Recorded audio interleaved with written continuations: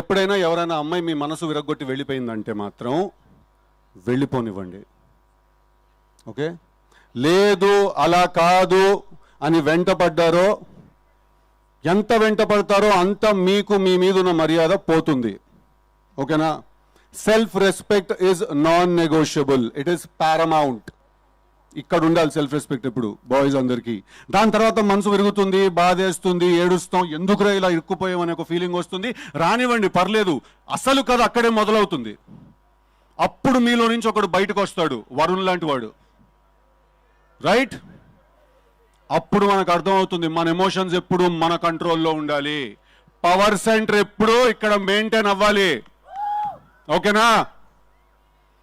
మీకు ఇంకేమన్నా కొన్ని డౌట్ లేదన్నా మిగిలిపోతే తప్పకుండా October 17th థియేటర్కి వచ్చి తెలుసు కదా సినిమా చూడండి. ఈ సినిమాలో వరుణ్ అనే క్యారెక్టర్ ఒక గన్ను పట్టుకోకుండా, ఒక కత్తి పట్టుకోకుండా, ఒక్క చుక్క కూడా రక్తం చిందించకుండా emotional warfare and psychological violence ని జనరేట్ చేస్తాడు థియేటర్లో. That's a promise I give you all.